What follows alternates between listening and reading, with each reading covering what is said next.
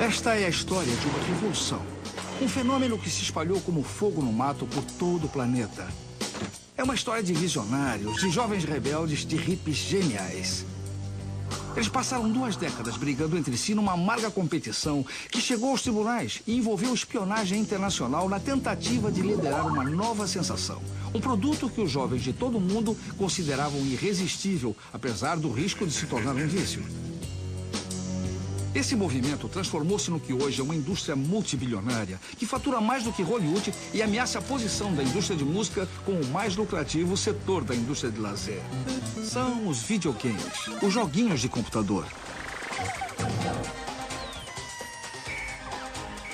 A história do videogame.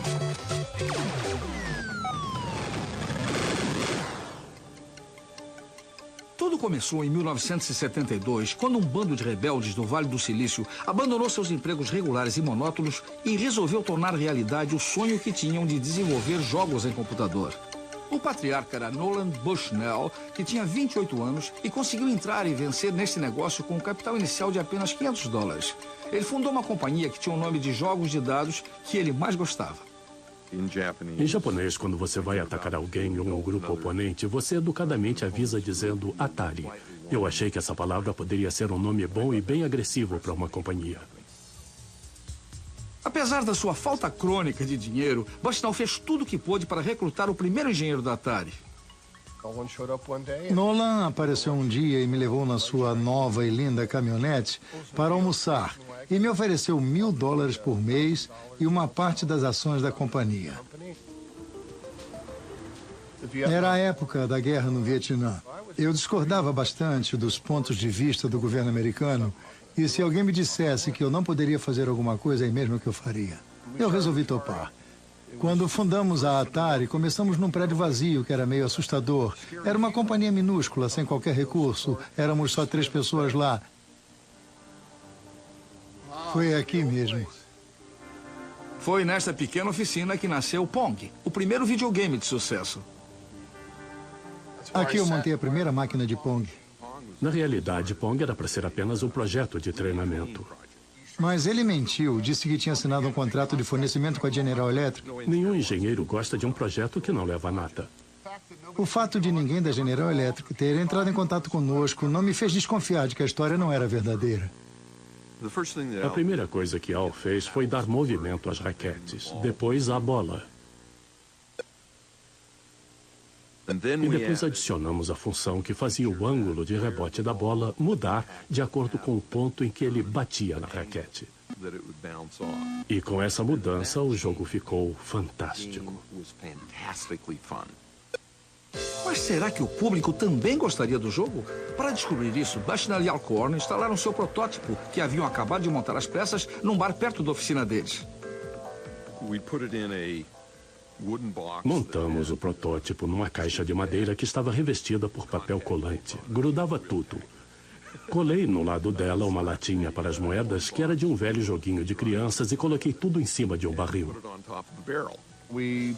Ficamos de longe, perto de uma das máquinas de pinball, observando o que aconteceria. Um dos fregueses se aproximou da máquina e ficou olhando para a bolinha, que ficava ricocheteando em silêncio pela tela. Ele colocou uma moeda e o jogo começou. Pouco depois ele percebeu que os 2 botõezinhos controlavam as raquetes e deu a primeira raquetada. Logo depois já havia um amontoado de gente em volta dele observando o jogo. Até aquele momento, ninguém havia visto nada numa tela de televisão que não tivesse vindo de algum estúdio. Eu lembro que uma garota me perguntou: como é que vocês conseguem mandar o sinal para uma estação de televisão quando eu mexo nesses botões? O fato de que o sinal podia ser gerado ali mesmo no local estava além da imaginação deles.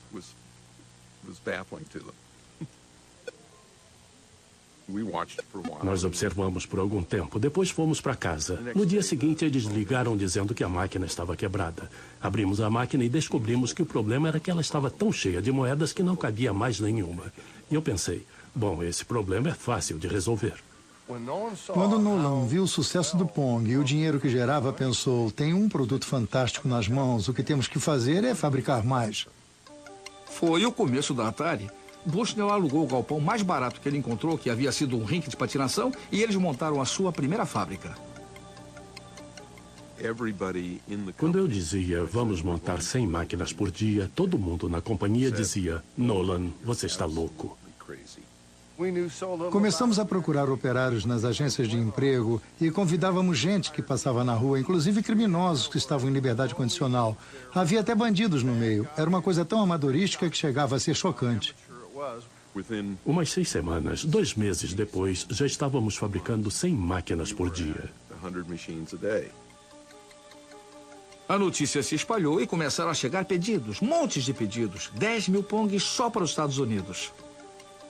O Pong invadiu rapidamente todo o país. Tínhamos 24 anos de idade, recém-formados, e já tínhamos feito uma coisa que mudou o mundo. Tendo investido apenas $500, a Atari faturou seu primeiro milhão e chegou rapidamente a 3 milhões. E a versão doméstica do Pong ainda iria fazer mais sucesso. Eu achava que havia um enorme mercado potencial para o Pong nas residências. E um dia ela me disse, eu acho que dá para botar tudo isso num chip só e montar um jogo tão barato que todo mundo vai poder ter um em casa. E eu disse, então vamos lá. Esse é um dos primeiros chips do Pong. Toda a lógica que fazia funcionar o jogo operado por moedas foi colocada aqui. E cada chip destes custava uns $10. E a gente montava o jogo e vendia por $100. Encontrar alguém que vendesse o Pong doméstico foi um desafio bem maior. Nenhuma loja de brinquedos do país queria comprar nem ao menos um deles. E aí um dos caras pensou, bem, que tal tentar a seção de equipamentos esportivos da Sears? A Sears pediu 150 mil unidades do Pong doméstico e deveriam ser entregues a tempo de serem vendidos no Natal de 1975. O design era atraente, dirigido tanto a adultos quanto a jovens, e levava a marca dos telejogos da Sears. A Atari arriscava tudo mais uma vez. A Sears aplicou todo o seu poder de marketing para vender o Pong doméstico. A sensação de 1973 nas lojas de joguinhos eletrônicos podia agora ser comprada e levada para casa. Era a última moda. Bastou um único anúncio e eles venderam tudo. Foi uma maravilha. A Atari virou uma grande companhia. Aos poucos, mas de maneira segura, desenvolvemos jogos novos, diferentes. Bushnell focalizou seus esforços mais uma vez nas lojas de joguinhos. Ele queria estar sempre um passo à frente de seus concorrentes. Partíamos do princípio de que não devíamos dar sossego aos concorrentes. Nosso marketing deveria ser melhor, nossa fabricação também. E inovaríamos cada vez mais. Para desenvolver os melhores jogos, Bushnell precisava dos melhores engenheiros. Por isso, ele transformou a Atari na companhia onde era mais divertido trabalhar em todo o mundo.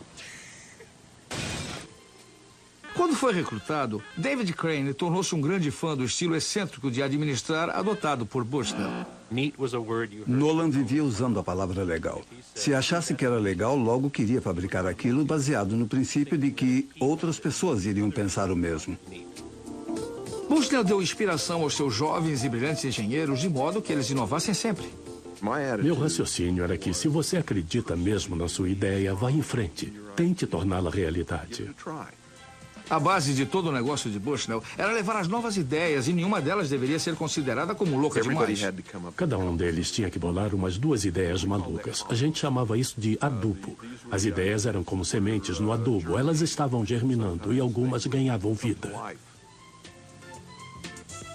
A permissão para que a criatividade fluísse livremente produziu uma série de jogos de grande sucesso, mantendo a Atari na liderança da indústria. Mas aí veio a ação judicial. A acusação era de que Bushnell talvez tivesse copiado de alguém a sua ideia de fabricar os jogos. A ação alegava que, meses antes da fundação da Atari, Bushnell havia visto um jogo numa feira da indústria que era quase idêntico ao Pong. Um projetista de aparelhos de televisão chamado Ralph Baer pensava em desenvolver joguinhos de vídeo desde o início dos anos 50. Em 1966, as ideias dele se cristalizaram quando ele estava esperando um ônibus numa viagem de negócios que fez a Nova York. Quando voltei ao meu escritório na manhã seguinte, foi no dia 1º de setembro de 1966, escrevi um memorando de 4 páginas descrevendo a coisa toda. Propus coisas como jogos de esporte de pegar, corridas, jogos de automóveis. Baer começou a trabalhar na sua invenção. Ele apelidou o primeiro console de videogame que montou em 1966 de Minha Caixa Marrom.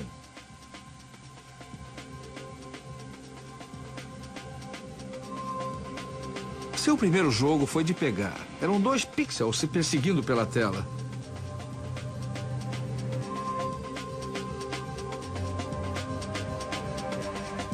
Que foi logo seguido por um jogo de ping-pong.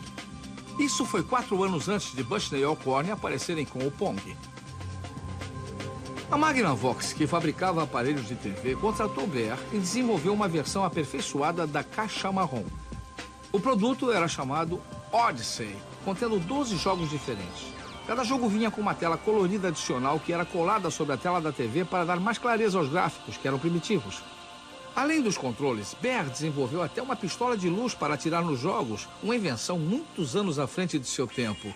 A Odyssey foi lançada numa feira da indústria em Nova York em 1972. Foi a maior atração da feira. A imprensa e todos que a viram ficaram muito entusiasmados. A Magnavox apresenta Odyssey, 12 emocionantes jogos eletrônicos que você pode jogar na sua TV. Um nome interessante aparecia na lista de visitantes de outra feira da indústria, levada a efeito no Vale do Silício no dia 24 de maio daquele ano. Nolan Bushnell. E ele usou a Odyssey, jogou o ping-pong. O fato é que eu realmente vi os jogos da Odyssey e não achei que fossem uma coisa brilhante. Se Bushnell se inspirou na Odyssey ou não, já não importava, porque Ralph Baer havia patenteado os seus jogos. Aqui nesta patente pode-se ver em letras miúdas que ela foi registrada em janeiro de 68. Há um aparelho de televisão aqui com 2 controles na parte de baixo. Com base nas patentes de Baer, a Magnavox processou a Atari. Nossa posição sempre foi clara. Só concordamos em pagar se o valor for menor do que a defesa vai nos custar. Depois de 4 anos de negociações, Bushnell e Baer encontraram-se pela primeira vez nos degraus da Corte Federal de Chicago em 1976. Para evitar que a ação fosse a julgamento, Bushnell e o advogado dele concordaram em pagar direitos autorais, reconhecendo a patente de Baer. Dias depois apresentaram uma minuta de acordo que previa o pagamento antecipado da licença de fabricação por um valor bem baixo. A Magnavox aceitou um pagamento equivalente a $400 mil. Foi uma solução justa para Ralph Baer, mas ele ficou sem a fama internacional da qual Bushnell desfrutava. Ele acabou sendo conhecido como o pai dos videogames porque ele é quem aparecia sempre na frente das câmeras e eu ficava por trás das cortinas com os meus advogados me dizendo: calma, ele pagou a licença, está tudo bem. 25 anos depois, Baer está aposentado e sofre de leucemia, mas está determinado a terminar sua autobiografia e contar a verdadeira origem dos videogames. Para Bushnell, o acordo saiu barato. A Atari já estava faturando milhões. Mas quando as lojas de joguinhos chegaram à sua fase de maior popularidade, a Atari teve de enfrentar uma nova ameaça sob a forma de um jogo irresistível vindo do Japão que conquistava todos os mercados. Em 1978, a Taito lançou um jogo que se tornou tão popular no Japão que provocou uma escassez de moedas de 100 ienes em todo o país. O jogo Space Invaders vendeu mais de 350 mil máquinas por todo o mundo e inspirou o renascimento da criatividade nos jogos eletrônicos. A Atari respondeu com a sua própria linha de jogos onde se atirava e se viajava pelo espaço. Os geniais engenheiros de Nolan Bushnell foram os pioneiros de uma nova tecnologia chamada de gráfico vetorial, que tinha uma aparência nova e muito atraente. Em 1979, o jogo Asteroids tornou-se o mais vendido de toda a história da Atari. A Atari também obteve muito sucesso com as imagens gráficas em 3 dimensões do jogo Battlezone, que teve até uma versão de treinamento desenvolvida especialmente para o exército norte-americano. As lojas de joguinhos eletrônicos se espalharam por todo o mundo. Tanto adolescentes como adultos passavam horas e horas e gastavam todo o dinheiro que tinham nessas cavernas escuras e fumacentas. Era inevitável que os pais e os políticos reagissem a isso. A imprensa estava repleta de histórias de todo o mundo, alegando que os jogos incitavam a vagabundagem e a delinquência. As lojas eram chamadas de antros do mal, onde as crianças eram levadas para o mau caminho.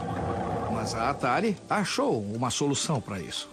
Em 1975, os engenheiros da Atari haviam iniciado em segredo o desenvolvimento de um conceito novo e radical.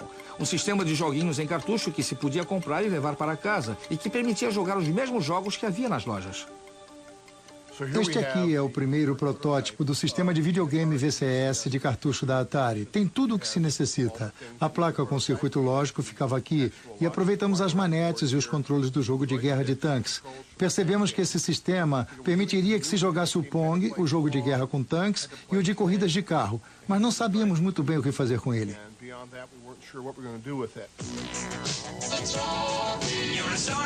O VCS foi lançado em 1977. Seu acabamento era bonito, em imitação de madeira, os comandos eram muito bem projetados e ele trazia as primeiras manetes para uso doméstico. Como a Atari era líder na produção de máquinas de sucesso para as lojas, eles puderam desenvolver uma série completa de cartuchos de VCS para serem jogados em casa. Virou mania ter esses cartuchos. Em 80, a Atari comprou os direitos da versão doméstica de Space Invaders. Chegou o Space Invaders da Atari.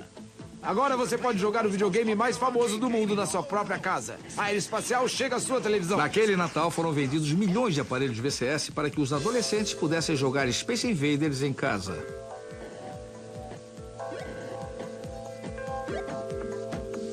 E a Atari lança uma nova espetacular versão do Pac-Man. O faturamento da Atari transformou-a na companhia que havia crescido mais rapidamente em toda a história dos Estados Unidos. Mas a ascensão meteórica da companhia atraiu a atenção de fortes concorrentes. A empresa Warner Communications fez uma oferta irrecusável a Bushnell. A Warner comprou a Atari por 28 milhões de dólares. Um retorno excepcional para uma companhia cujo capital inicial era de apenas 500 dólares. Isso era muito dinheiro naquela época. Era mais do que eu jamais imaginara ter. Mas a venda foi o começo do fim para a Atari. Bushnell entrou logo em choque com os novos donos da companhia. Nós tínhamos acabado de lançar o VCS quando eu disse: o VCS já era, vamos partir para outra. Eles ficaram horrorizados. Os diretores da Warner não tiveram uma boa impressão da maneira como a companhia era dirigida. Eles eram de Nova York e não compreendiam o nosso modo de ser. Acharam tudo muito estranho. Começaram, pouco a pouco, a destruir a cultura da companhia e acabaram por destruí-la. Foi a coisa mais triste e absurda que eu já tinha visto. Uma série de desentendimentos com os novos donos terminou inevitavelmente com o afastamento de Bushnell. Deram a ele o dinheiro a que tinha direito e o mandaram embora. A indústria perdeu o seu pioneiro visionário. Mas os problemas da Atari não haviam terminado. Sob nova administração, projetistas geniais como David Crane, responsáveis pelo imenso sucesso da Atari, acabaram também tendo seu trabalho menosprezado. Muitas das promessas não chegavam a ser cumpridas. Alguns de nossos melhores engenheiros receberam a tarefa de montar os cartuchos para os jogos domésticos que faturavam cerca de 40 a 50 mil dólares por ano. Se deixassem que eles trabalhassem 3 ou 4 meses no desenvolvimento de novos jogos, poderíamos vender 80 milhões de dólares. Se achavam que nós não valíamos mais do que os operários que apertavam parafusos, então nós é que estávamos na companhia errada. David Crane e 3 outros projetistas de primeira linha saíram da Atari e fundaram sua própria companhia, Activision. Depois de 2 anos de brigas na justiça com a Atari, eles ganharam o direito de projetar e vender os seus próprios jogos para os cartuchos VCS. Foi Crane quem projetou o jogo VCS mais famoso de todos, Pitfall. Cada jogo que desenvolvíamos vendia 500 mil de unidades, pelo menos. Todos fizeram sucesso. E aí veio o Pitfall, que vendeu muitos milhões de unidades. Quando desenvolvemos o Pitfall, estávamos inventando o jogo de plataforma. A Activision deu novo alento ao espírito criativo dos primeiros dias da Atari, mas sem querer, provocou um desastre. Muitos empresários invejaram nosso sucesso e, infelizmente, inundaram o mercado com produtos que ninguém queria comprar. A Atari contribuiu para a perda de confiança que o público tinha nos videogames ao lançar produtos de qualidade inferior, como o ET. Milhões de cópias desse jogo acabaram no lixo. O mercado de videogames despencou e, em 1983, a Warner perdeu mais de 230 milhões de dólares somente no segundo trimestre do ano. As ações da companhia perderam quase todo o seu valor.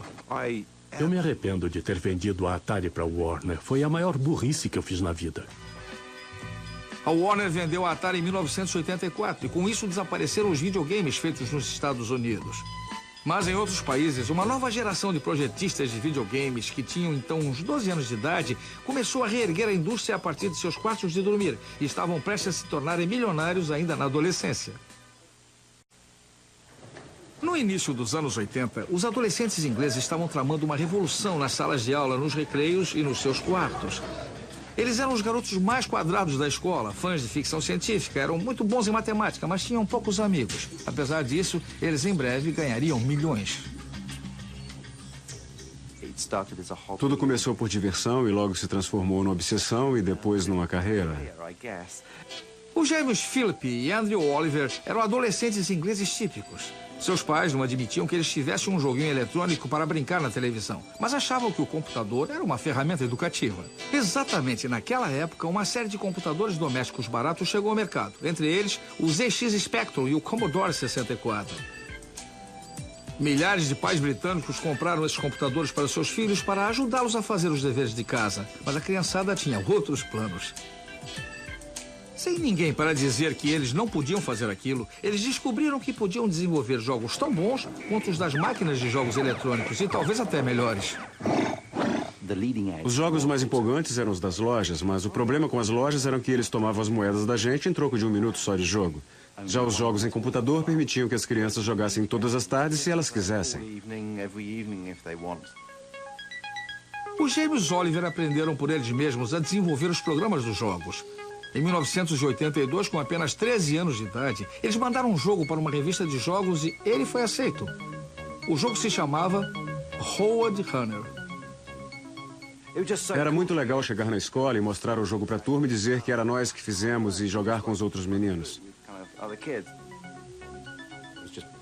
Eram só blocos, cada um de uma cor, que corriam para cima da tela e o caminhão vinha na outra direção. A gente desafiava um ao outro. Vamos ver quem aguenta mais? E a coisa ia ficando cada vez mais estreita e mais complicada, mais aleatória, e um acabava fora. A revista pagou $70 a eles. Muito dinheiro para garotos de 13 anos. Depois eles tiveram uma chance de aparecer na televisão. Mandaram um jogo para um concurso levado a efeito por um programa para crianças. Nós escrevemos o jogo, mandamos pra lá, ganhamos o primeiro prêmio e aparecemos na televisão. Foi legal, mas também foi muito engraçado, porque depois do concurso nos disseram que o único jogo que foi mandado foi o nosso. O que queriam era que as crianças desenhassem no papel, mas nós escrevemos um jogo mesmo. Choveram ofertas de compra para os jogos deles e a diversão dos gêmeos transformou-se numa indústria de fundo de quintal. Nós fizemos uma porção de jogos. Este era o P Assassino e este era o P das Cavernas. A gente trabalhava direto, a noite inteira, e tinha escola na manhã do dia seguinte. E a gente separava em partes o que ia fazer. Todas as flechas voando e as pedras caindo, e aí a gente juntava aquilo. Íamos dormir e quando acordávamos já estávamos com mais um truque na cabeça para o jogo. A gente ficava mudando e de repente os passarinhos começavam a cantar na janela e ficava mais claro lá fora. E a gente ouvia o leiteiro chegar. Isso aí.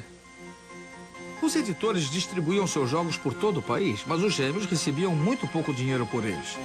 Quando fizeram 18 anos, seus pais resolveram que deveriam ir para uma faculdade e depois conseguir bons empregos.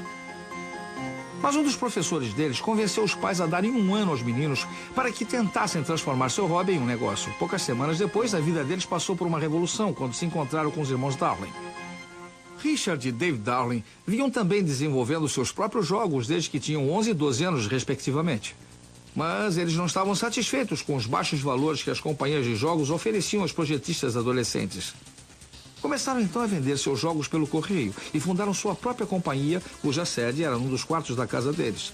Duplicavam os jogos em fitas cassete, imprimiam os rótulos que eles mesmos desenhavam e chegaram a vender 1 milhão de cópias de jogos. Quando tinham apenas 17 e 18 anos, fundaram sua própria editora de jogos, chamada Codemasters. E na primeira feira que visitaram, eles conheceram os gêmeos Oliver, que tinham 18 anos. Os gêmeos Oliver entraram e fizeram uma demonstração de um dos jogos que eles já haviam desenvolvido. Eles disseram, ótimo, oferecemos a vocês $15 mil por esse jogo. Ficamos embasbacados. Eles disseram que seus queixos caíram e ficaram muito empolgados, não esconderam sua emoção. Não víamos a hora de chegarmos em casa e não conseguimos dormir. Dentro de mais ou menos um mês, nós escrevemos o Super Robin Hood, que foi direto para o topo da lista dos mais vendidos. No Natal já havíamos vendido 100 mil unidades e ganhamos $15 mil. Ele continuou a vender bem, por isso ganhamos um pouco mais e eu não podia acreditar. Não conseguimos mais parar e começamos a escrever mais jogos para a Codemasters. Foi uma das associações de maior sucesso em toda a história dos videogames. A metade de todos os jogos da Codemasters passou a ser desenvolvida por nós. Os gêmeos Oliver estavam trabalhando também num projeto secreto. Eles queriam inventar algo radicalmente novo, um jogo centrado numa personagem animada. Essa personagem era o Dizzy. Nós queríamos atingir o mundo da fantasia. Eu tive a ideia de colocar o rosto da personagem tomando quase toda a tela para que ganhasse personalidade. A Codemasters recebia uma quantidade enorme de cartas de fãs falando sobre o jogo. E cada vez que íamos lá, eles diziam, tem mais um monte de cartas para vocês aqui de fãs. Dizzy foi um sucesso internacional. O jogo liderou os mais vendidos em todo o mundo. Tínhamos jogos diferentes do Dizzy colocados em primeiro, segundo e terceiro lugares nas paradas de sucesso. Os adolescentes que desenvolviam jogos passaram a ser celebridades nacionais. Apareciam nas manchetes e davam provas de seu sucesso. Muitas Ferraris foram compradas por caras que pensavam que tinham passado no teste, mas eu acho que aquelas Ferraris não duraram muito nas mãos deles. O resultado de todo esse trabalho foi uma contribuição importante para o aumento de criatividade nos videogames. Eram jogos desenvolvidos por jogadores para jogadores. Graças à era dos computadores domésticos, a Inglaterra podia agora contribuir com mais projetistas de jogos e programadores do que qualquer outro país. Eu me lembro de dizer a um jornalista, eu acho que um dia este negócio vai ser maior do que a televisão. Hoje em dia, a indústria britânica de videogames já exporta mais do que a soma das exportações das indústrias britânicas de cinema e de televisão. Mas no início dos anos 80, enquanto os adolescentes ingleses eram as maiores estrelas do videogame, novas estrelas estavam nascendo no leste. A base da indústria estava a ponto de mudar novamente. A indústria de jogos de computador que havia começado com a Atari na costa oeste da América há 30 anos é dominada hoje pelo Japão.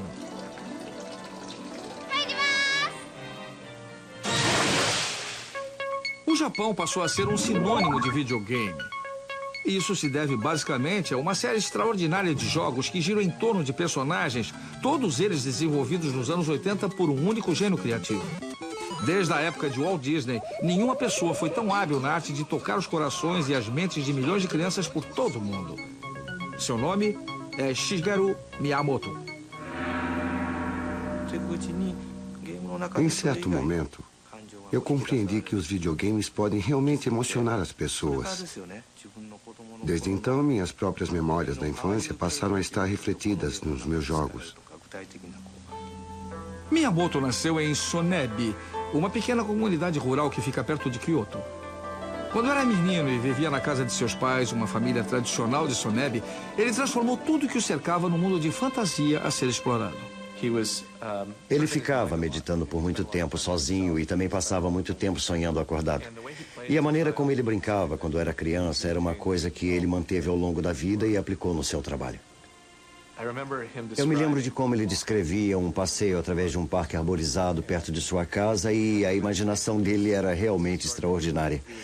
Ele estava imaginando tudo o que estava acontecendo, que nós não podíamos ver todos os caminhos que levavam a algum lugar. Ele olhava para cima e imaginava que o que estava vendo não era um céu azul. Era, na realidade, um alçapão secreto que levava a um novo mundo.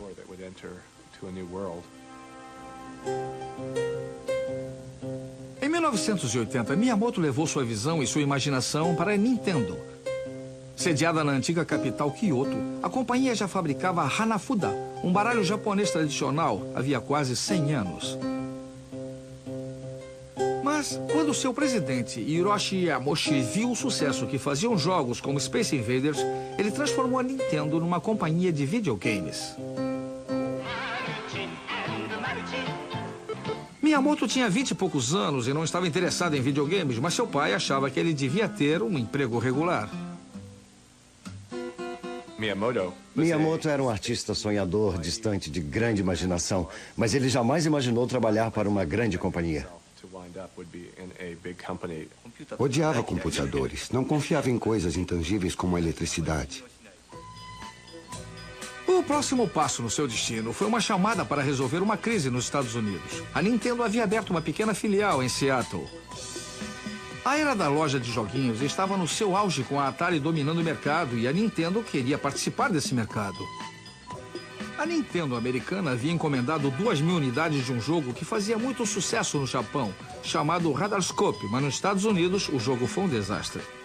A filial pediu a sede da empresa em Kyoto para desenvolver outro jogo que o substituísse. Não havia projetista disponível e a companhia resolveu dar uma grande chance ao seu recruta mais jovem. Miyamoto ficou desconcertado e acabrunhado com a ideia e começou a pesquisar. Passou algum tempo nas lojas de joguinhos e com crianças que jogavam para entender de que se tratava. E começou a ter uma visão diferente dos videogames, como se fossem parecidos com filmes de cinema. E por que os jogos não podiam contar histórias? Miyamoto criou uma história simples e uma personagem de quadrinhos bem chamativa para seu jogo, que era algo inteiramente novo. Vou lhe mostrar o primeiro rascunho que fiz do Donkey Kong. O gorila foge de uma jaula, pega a garota e sai correndo com ela. O homem corre atrás dele, se desviando de todos esses barris com um martelo na mão. No fim do jogo, abre-se um buraco no chão, o gorila cai no buraco e morre. Para dar vida a essas personagens, Miyamoto teve de usar a tecnologia disponível naquela época. De repente alguém pergunta, como seria o cabelo desse cara? O problema era que ele estava caindo. Você teria de fazer o cabelo subir, ser soprado para cima com a queda, mas os projetistas da época não podiam fazer isso. Miyamoto solucionou esse problema dando a ele um chapeuzinho vermelho. Para dar um toque final, Miyamoto escreveu a música para o jogo e ele foi embarcado para Seattle. Faltava saber se o Donkey Kong teria mais sucesso do que o fatídico jogo Radarscope, que ele deveria substituir.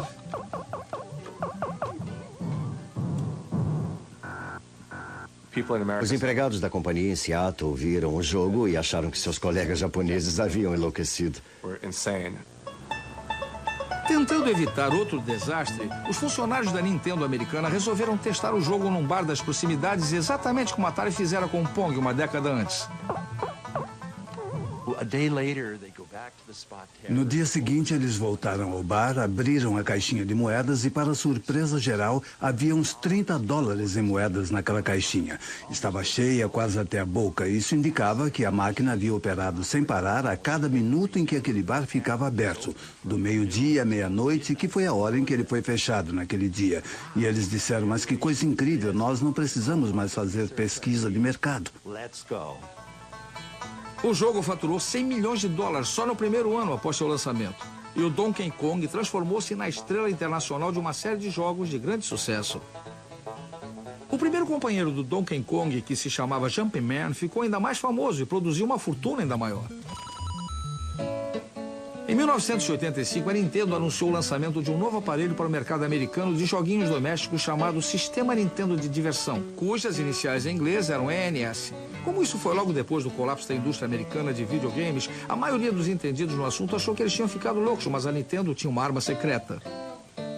Miyamoto elevou os videogames a um novo patamar com a sua fantástica criação seguinte. O Jumpman se reencarnou num encanador italiano chamado Mario. E o Mario agradou todo mundo imediatamente.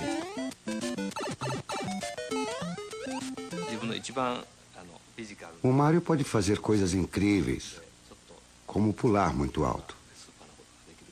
Mas ele não é o super-homem. Ele se afoga na água e se machuca se cai de um lugar muito alto. Miyamoto criou um mundo para ser explorado pelo Mario. Um mundo cheio de tubos, esgotos, beiradas e barrancos íngremes, além de um verdadeiro exército de monstros muito coloridos para que ele os combatesse. O teste da versão inicial foi muito positivo. Depois eu criei o Mariozinho. O jogo ficou mais interessante com os dois. Aí eu fiquei imaginando que espécie de comida poderia transformar o Mariozinho no Mario grande. E foi aí que eu criei um cogumelo vermelho que tinha um aspecto horrível. Ele criava esses universos fantásticos parecidos com Alice no País das Maravilhas. Logo foi lançado outro jogo e Mario virou uma superestrela internacional. Em 1987, uma pesquisa mostrou que ele era reconhecido por mais crianças americanas do que o camundongo Mickey. E aí Miyamoto trouxe à luz sua obra-prima.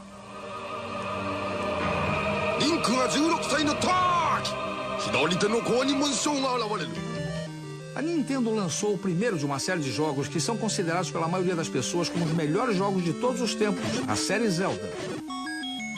A lenda de Zelda foi além das formas planas de simples níveis. Ela ofereceu aos jogadores um enorme mundo mágico para ser explorado livremente. A história começa com uma criança de pé no meio de uma planície. Ela não tem nem espada nem escudo. O jogador inicia por dar um nome à criança, mas depois disso não tem ideia do que deve fazer.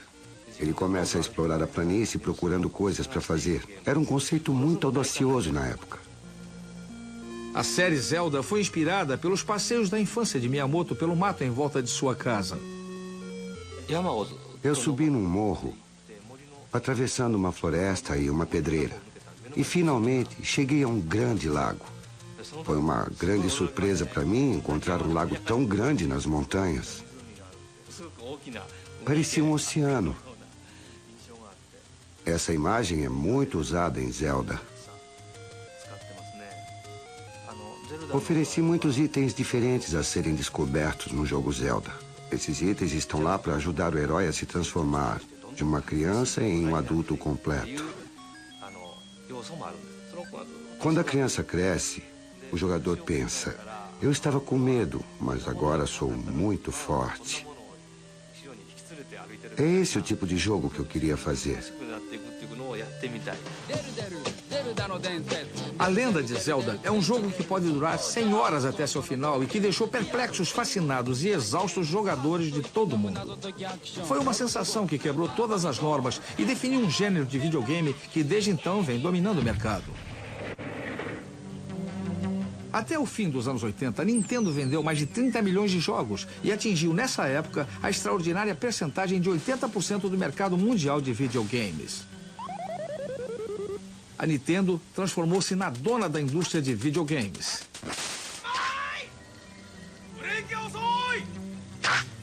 E logo depois iria provar isso com o lançamento de um aparelho novo e radical que iria agradar os meninos, as meninas e até os adultos.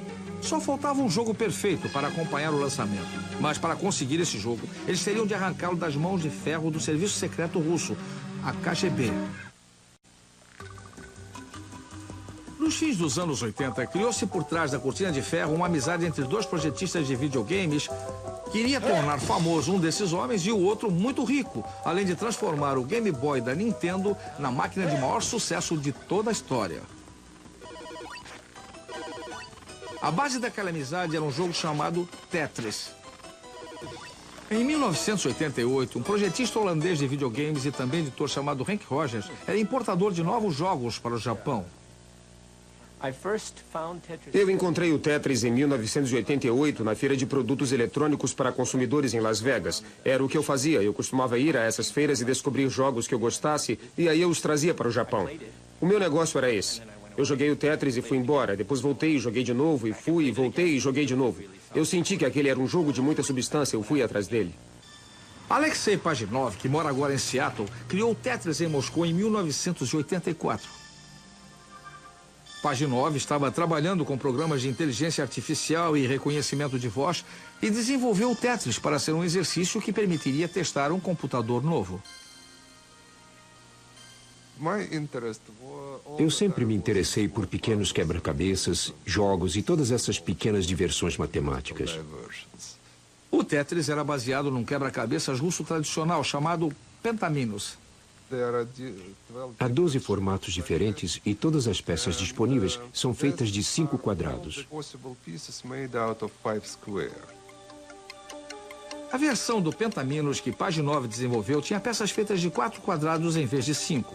Ele deu o nome de Tetris por causa da palavra grega tetra, que significa 4. Depois eu escrevi o procedimento que gira tudo em 90 graus. Eu gosto que a coisa funcione quando você aperta os botões e aí me veio a ideia de um jogo em tempo real. A ideia genial de Pajitnov foi transformar o Tetris numa corrida contra o tempo. As linhas completadas eram eliminadas da tela, o que permitia que se jogasse continuamente e indefinidamente. Mas à medida em que as peças desciam mais e mais depressa, o desafio ficava progressivamente mais difícil. Quando o jogo acelera, a mente não consegue mais raciocinar naquela velocidade. Talvez seja o subconsciente que esteja jogando Tetris, mas está jogando mais depressa do que você consegue. É assim como um atleta que vai além de seus limites. Chamamos isso de zona. O Tetris se espalhou pelo bloco soviético até a Hungria, onde foi descoberto por Robert Stein. Stein seguiu para Moscou, onde se encontrou com Alexei Pajitnov e negociou uma licença para editar o jogo.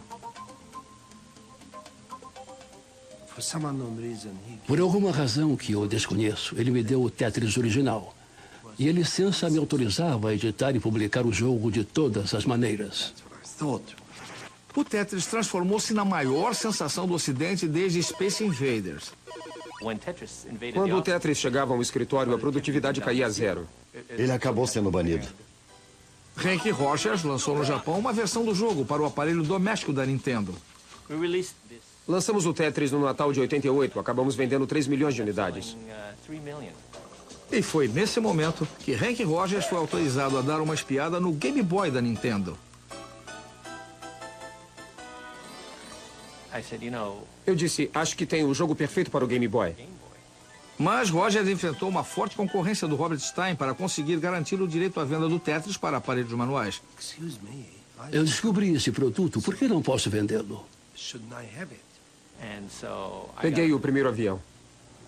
Sem saber, Rogers e Stein voaram para Moscou exatamente no mesmo dia. Eles ficaram no mesmo hotel, mas nunca se encontraram. A televisão não funciona, nem o rádio. Aquilo confirmava a ideia que todo mundo tinha de como eram as coisas atrás da cortina de ferro naquela época. E era assim mesmo, era meio assustador. Rogers foi para Moscou sem saber nada sobre a União Soviética e sem saber falar russo. Ele sabia que estava procurando por uma entidade chamada Elorg e mais nada. Ficou surpreso quando conseguiu contratar com grande facilidade uma intérprete que falava inglês perfeito. Seu nome é Ala. Todos esses caras são agentes da KGB. Não há possibilidade de um intérprete estar lá esperando para ajudar alguém a fazer negócios. Este é o prédio, não é? É, esse é o prédio. Todas as reuniões tinham de ser aprovadas pela KGB. E, é claro, eu apareci do nada. Finalmente, o Sr. Belikov desceu e eu expliquei a ele que eu havia publicado o Tetris no Japão. E ele disse, em que máquina foi isso? E eu disse que tinha sido para a Nintendo. E aí ele falou, mas nós nunca autorizamos ninguém a vender isso. E eu pensei que estava com um problema sério, porque, bem, durante uma boa parte do tempo, no início, ele me considerava um pirata. Mais tarde, naquela mesma manhã, Rogers se encontrou com Alexei Pajitnov. O nosso convidado era o Sr. Pajitnov, famoso em todo o mundo. Mundialmente famoso. Mundialmente famoso por quê? Porque eu sou Alexei Pajitnov. Ficamos logo amigos porque quando a gente começa a falar sobre projetos de jogos, você tem algo em comum para conversar. O inglês dele não era essas coisas, mas dava para levar. O Henk foi a primeira pessoa que realmente compreendeu e amou o jogo. Eu senti isso imediatamente. Todo mundo, inclusive o Alexei em Moscou naquela época, tinha uma paranoia sobre a possibilidade de alguém estar escutando uma conversa que não devia escutar. Por isso, todas as vezes em que ele queria realmente falar comigo sobre alguma coisa, ele piscava os olhos ou fazia um sinal e nós íamos para o parque. As negociações para o uso do Tetris em aparelhos manuais finalmente começaram. Havia umas 8 ou 10 pessoas, algumas eram indisfarçavelmente da KGB e a coisa foi real. Lá estava eu naquela sala sendo interrogado sobre tudo. O que Rogers não sabia era que os russos estavam negociando também com Robert Stein em outra sala do mesmo prédio. O meu objetivo era tentar conseguir o máximo em licenças, tudo o que ainda havia para conseguir. Sem que nenhum dos dois soubesse, o presidente da Associação dos Editores da Inglaterra, chamada Mirrorsoft, estava também em Moscou. Ele era Kevin Maxwell, filho do magnata de jornais Robert Maxwell. Kevin estava usando sua influência. Ele dizia, se você não fechar este negócio comigo, meu pai vai ligar para o Gorbachev e vocês vão ter de se explicar. Era assim que ele negociava. Mas Rogers tinha a simpatia do Pajitnov a seu favor e a Nintendo o havia autorizado a fazer uma boa oferta. Foram 4 dias de negociação, mas eles finalmente disseram sim. Pajitnov e Rogers celebraram no único restaurante japonês de Moscou. O negócio transformou Rogers num multimilionário. Eu fiquei com ódio dele, mas ele só fez o que qualquer empresário faria. Naquele dia eu perdi, sei lá, quantos milhões de dólares e fiquei muito irritado com isso. Quem ganhou mais foi a Nintendo. Com o Tetris incorporado ao seu novo produto, ela vendeu 32 milhões de Game Boys em todo o mundo, quase a metade deles para pessoas adultas.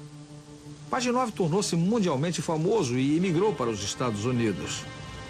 Como cidadão soviético, ele não recebeu nada pelo jogo até 1996, quando as licenças originais expiraram 12 anos após ele ter inventado o jogo. Ele e Rick Rogers são hoje sócios e vendem o Tetris para uma nova geração de jogadores numa nova geração de hardware. Com o Tetris, a indústria de videogames atingiu a maturidade e a Nintendo passou a ser, por um determinado período, a mais poderosa empresa de entretenimento do planeta. Partindo de suas origens humildes, a cultura dos videogames evoluiu a um ritmo incrível, graças à visão e à criatividade de seus grandes pioneiros. Eles sempre compreenderam como a raça humana gosta e precisa jogar. Eles abriram as portas de um maravilhoso mundo novo, no qual quem entra nunca mais sai. Versão brasileira Sincrovídeo.